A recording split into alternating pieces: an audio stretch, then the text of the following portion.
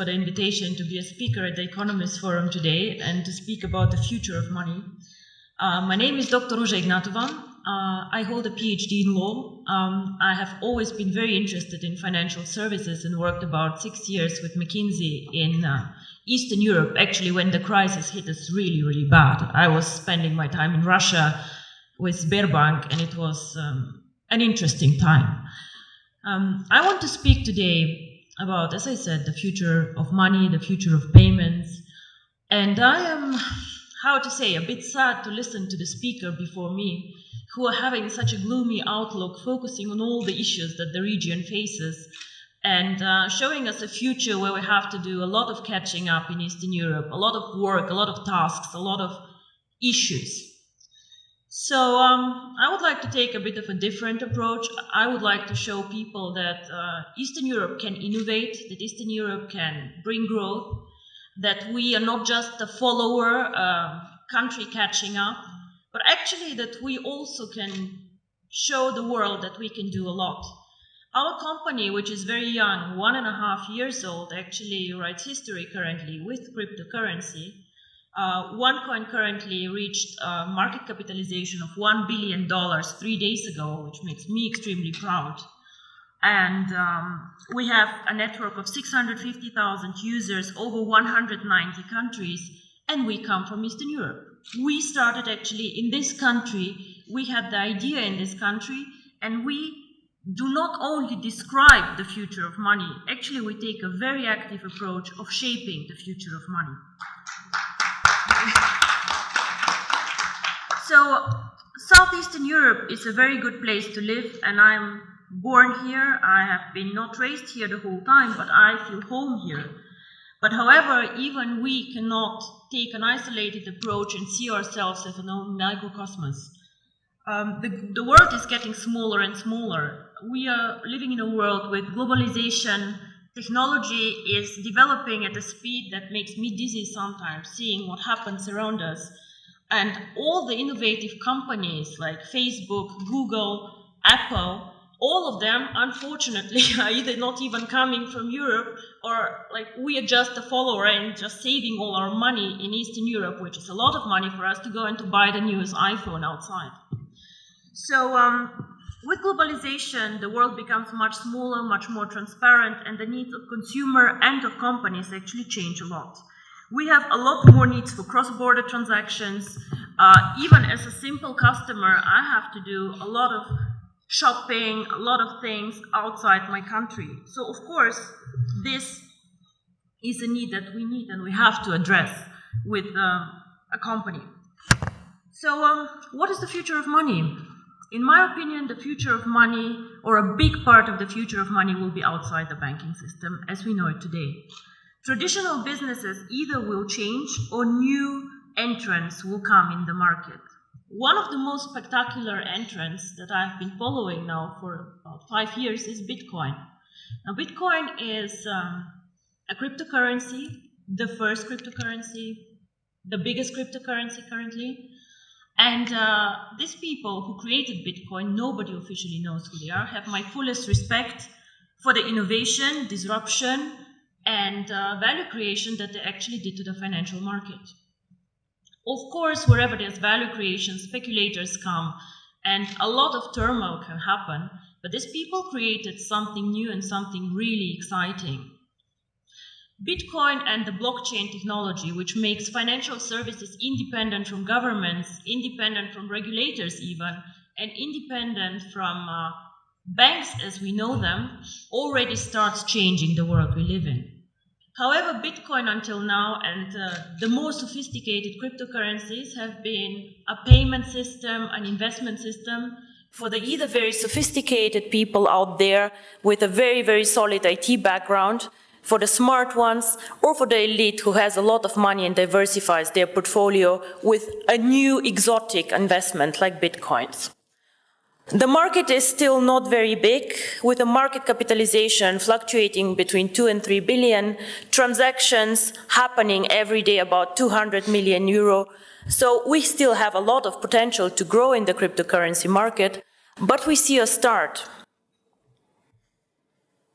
So We have been, or are we still an emerging market? I'm not sure what is politically correct to say, but emerging markets are out there. And we can speak about Latin America, we can speak about Asia, we can speak about Africa, extremely interesting market actually, which is like catching up now. And we can speak about also the small Asian countries. In all these countries, we have an issue that we also had here actually, a lot of people who are underbanked, unbanked, or just forgotten by the big players. Why? Because they're poor, because they have needs that are not that interesting in the transactions, or simply because some of these people do not have proper documents. I have been in countries where people, every one of them has a smartphone, but has no proper ID card. So how do these people bank? I have been in Singapore and seeing Indian people working very, very hard to support families in India. How do these people send money to their families and to their loved ones? Remittance business in Dubai, all the Filipinos working there and pushing economy. What do these people do? What they do is they either go to a bank to do foreign exchange, they go to a Western Union outlet, and they pay high fees. Because why? We as a financial sector charge always most the ones who are the poorest, who are like the ones with the needs that nobody else can serve. If you're an affluent customer, if you have a lot of money, the banks will fight for you, they'll give you cards for free, they'll do their best to make you happy. But the people out there, the mass customers, the ones who actually change the world, the ones who are working for economy, these people are underserved, underbanked, and I believe that cryptocurrency can change their life. And not only me, actually, I think Bill Gates believed the same and said that cryptocurrency can make a huge difference for emerging markets. So, what is really the future of money? I believe that if cryptocurrency is spread out there to the mass market, to people who can be made understand cryptocurrency, and as you say, cryptocurrency sounds very, very complicated, hidden, complex. Can I do it? If we manage to make cryptocurrency actually accessible to people out there who are smart enough to understand a smartphone, who are smart enough to move and to work in an Asian country, if we make it simple, we can become actually the next mass phenomenon, like Google, like Facebook, become a network of active users. Until now, cryptocurrency did not make the leap, in my opinion, because it is not user-friendly, because it's not easy to use for the mass market, and because people perceive it as very difficult. So the person or the company who makes it actually to make cryptocurrency easy to use, accessible in the markets that need it, and this is not the US, gentlemen, this is the emerging markets where people want to work with it, to use it. If we make cryptocurrency not only a tool for speculators and investors to make quick money, but make it usable, if we work on KYC, on documentation, on making it transparent and bringing cryptocurrency to the traditional world, with the regulators, by the way, the US actually government, 4 weeks ago, they said that cryptocurrency is actually in a status equal to commodities. So it means that actually cryptocurrency can be treated like virtual gold. Commodities is gold, is silver, platinum, and apparently bitcoins.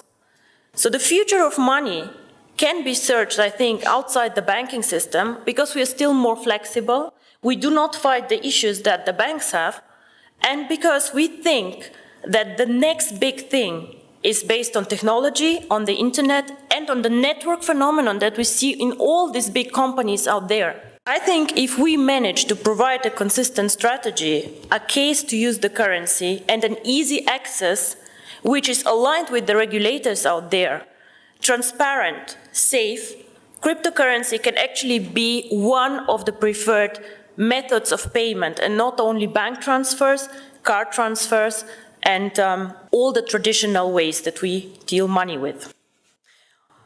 My future, or my vision actually, is the one card, making cryptocurrency one currency like the euro, like the dollars, that you just can go and spend with your card, which can be a Visa, MasterCard, China Union Pay, whatever. Make it a real currency that people just can go and spend out there. I have done my job whenever all of you can go with their card and just spend $1 for a dinner. This is when cryptocurrency actually became real for me. And I'm very, very curious how the next 2 to 3 years will work out for all of us. And I hope I'm right, that the future is with technology and with us. Thank you very much.